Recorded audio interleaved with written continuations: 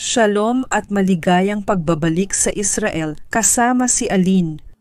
Ngayon, malalaman natin kung paano isinasagawa ang agrikultura noong panahon ng Biblia. At dahil diyan, nandito tayo ngayon sa lambak ng Giina, sa lambak ng impyerno.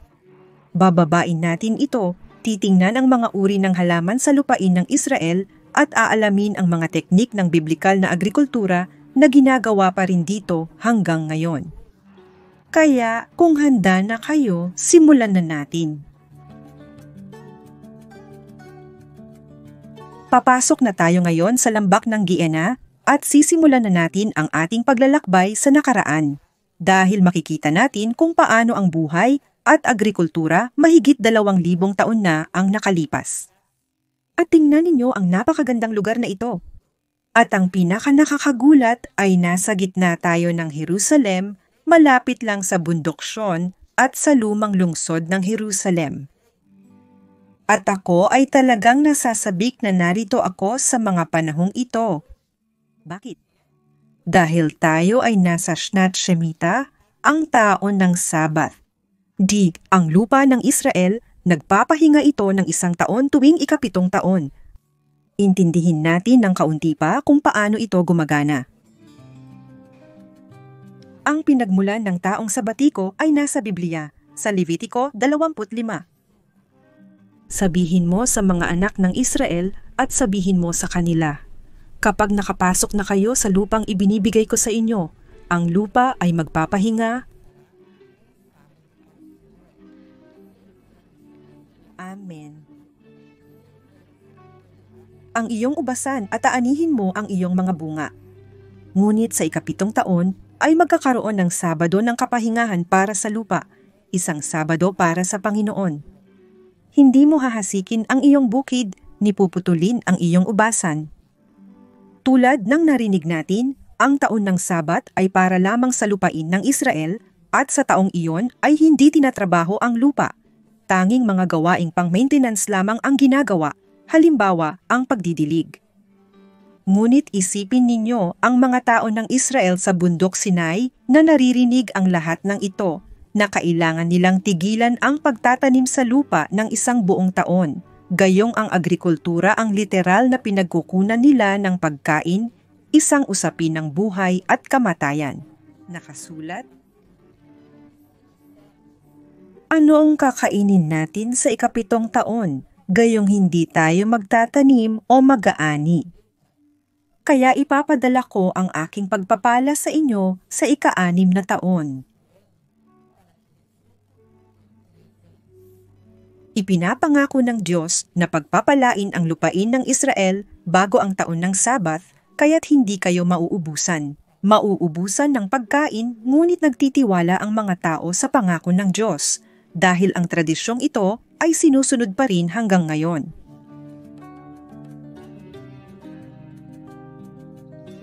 At malamig dito ngayon, ang temperatura ay 5 antas at makikita ninyo na basang-basa ang malaking bahagi ng lupa. Pero ito ay isang exception at hindi ang karaniwan. Bakit?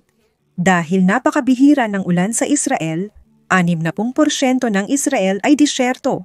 At kahit ang Jerusalem na hindi itinuturing na disyerto, bihira ring umulan doon, umuulan lang tuwing taglamig. Ibig sabihin mula Nobyembre hanggang Marso, iyon ang panahon ng tag-ulan. Kaya ngayon mismo, nasa panahon tayo ng tag-ulan. At dahil dito, kung gusto nating mag-agrikultura dito, noon pa mang panahon ng Biblia hanggang sa makabagong panahon, kailangan talagang magpatubig. Kaya tingnan natin kung anong uri ng patubig ang ginagawa dito sa Jerusalem noong panahon ng Biblia. Paano gumagana ang agrikultura gamit ang patubig? Kinokolekta ang tubig, halimbawa, mula sa isang bukal o tubig ulan at pagkatapos ay ginagawa ang mga kanal na ito. Halika kayo dito sa akin. Tatahakin natin ang maputik na daan para sirain ang araw na ito. Makikita ninyo na may hawakan dito at bubuksan natin ito at magsisimulang bumuhos ang tubig.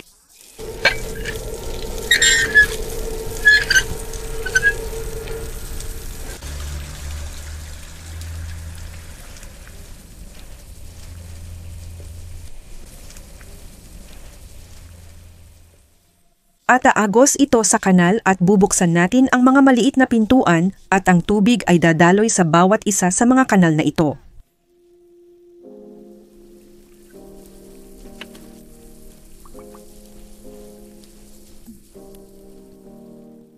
Mga kaibigan, heto ang itsura ng sapatos ko ngayon.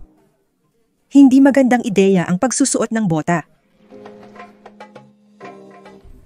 Ang teknik na ito ng irigasyon na nakita lang natin ay tinatawag na silk scene at iba ito sa ginagawa ng mga Kananeo. Sila ay gumagamit ng irigasyong Baal na ibig sabihin ay irigasyon na umaasa lang sa ulan. Dahil dito, gumagawa sila ng iba't ibang ritual para sa Diyos na si Baal, na Diyos ng bagyo at ulan. Ang Biblia sa Deuteronomio 8 ay nagsasabi sa atin na ang lupain ng Israel ay pinagpala ng 7 uri ng bunga.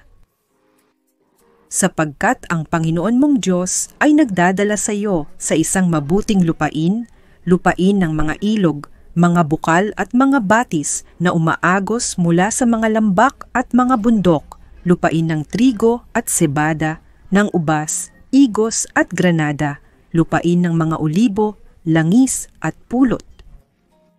At ang huli sa mga ito ay ang pulot, ngunit hindi ito pulot ng mga bubuyog na nakasanayan natin sa Brazil. Anong pulot ang tinutukoy ng Biblia sa talatang ito? Ito ay pulot ng mga details.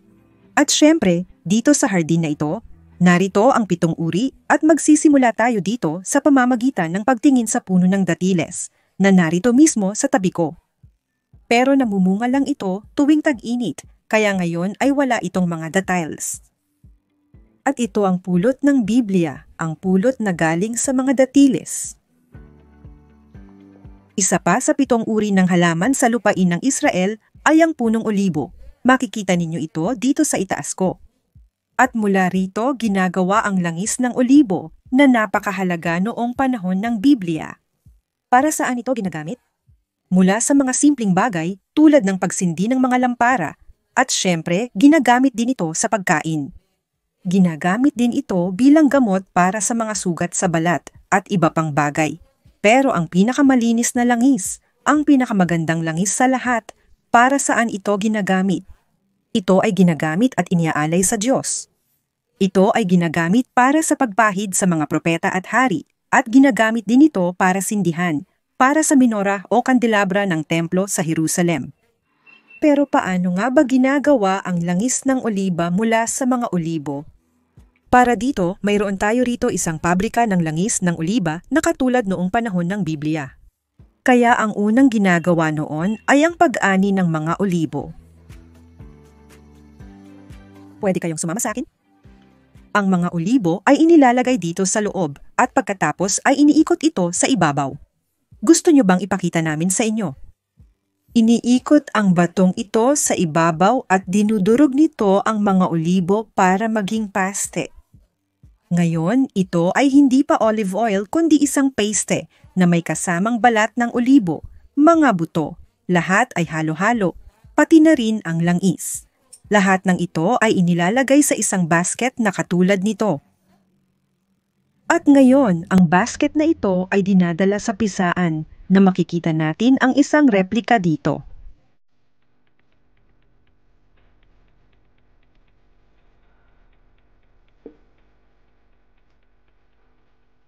At pagkatapos, iniikot ito hanggang sa dumikit ang kahoy at pigain ang basket.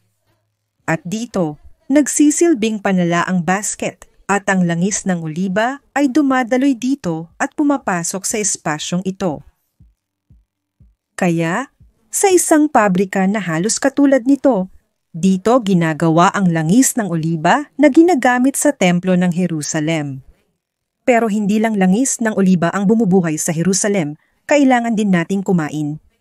Tingnan natin kung paano ginagawa ang trigo dito sa Jerusalem.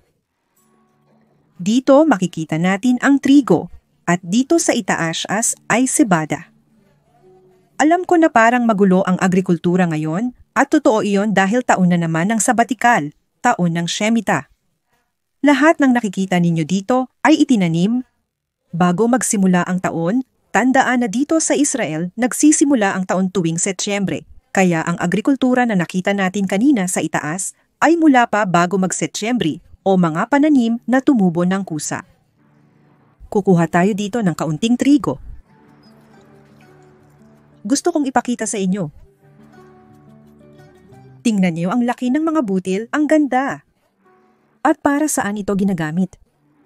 Siyempre, para gumawa ng tinapay. Kaya dito, nakikita natin ang ating butil ng trigo. At hindi natin pwedeng pag-usapan ang tinapay nang hindi binabanggit ang tinapay at alak ng huling hapunan. Kaya ang gusto kong ipakita sa inyo ngayon ay kung paano ginagawa ang alak noong panahon ni Jesus. Tara na.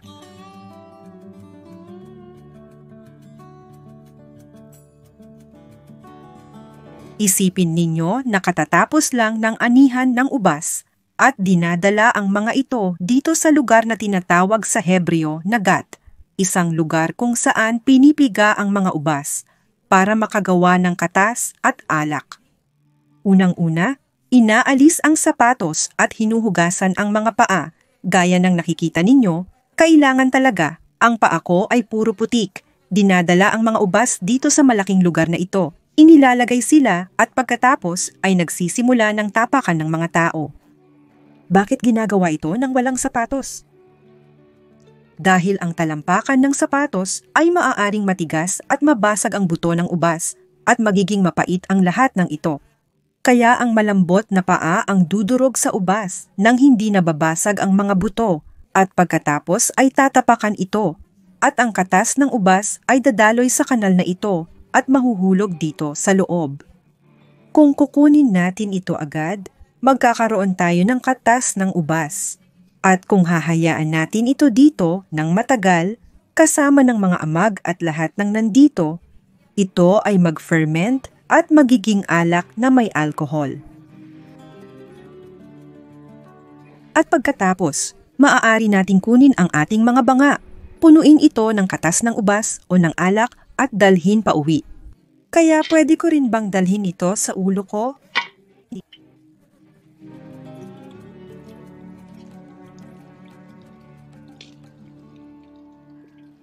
Isang halaman na ilang beses lumalabas sa Biblia ay ang isopo na tinatawag natin sa Hebreo na esov. At makikita ninyo ito dito sa ibaba.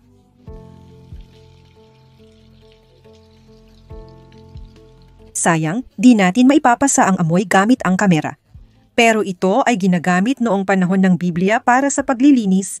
Kilala natin ito lalo na sa dalawang bahagi ng kasulatan.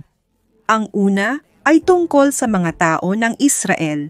Noong paalis sila ng Ehipto, iniutos ng Diyos na maghain sila ng kordero at kunin ang dugo ng kordero gamit ang mga sanga ng isopo, isawsaw sa dugo at ipahid sa mga pintuan. Kaya alam natin na ito ang halamang ginamit para markahan ang mga hamba ng pintuan bago umalis ang mga Hudyo mula sa Ehipto. At kilala rin natin ito dahil sa salmong ito. Linisin mo ako ng hisopo at ako'y magiging malinis. Hugasan mo ako at ako'y magiging mas maputi pa kaysa sa niebe.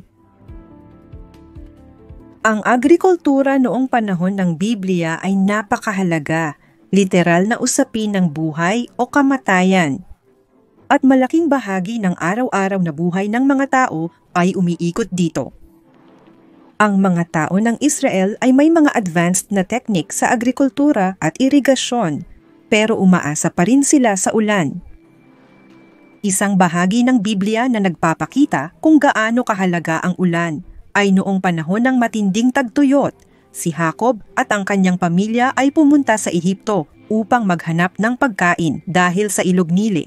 Hindi gaanong umaasa ang Ehipto sa ulan at nagtatapos ang kwentong ito na ang mga inapo ni Jacob ay naging mga alipin sa Ehipto. Gusto ko ring samantalahin ang pagkakataon na magpasalamat sa inyong pagmamahal at tiwala at ipaalam na napuno na ang karavana ng Israel kasama si Alin. Pero inaayos na namin ang mga bagong grupo para sa 2023. Sa mga susunod na linggo, ipopost namin sila dito at sa aming website na israelcomaline.com.br. Sana nagustuhan ninyo ang kaunting kaalaman tungkol sa agrikultura, pagkain at araw-araw na buhay sa lupain ng Israel noong panahon ng Biblia. Huwag kalimutang mag-subscribe dito sa channel at mag-iwan ng like kung nagustuhan ninyo ang video. Isang malaking halik at magkikita tayo sa susunod.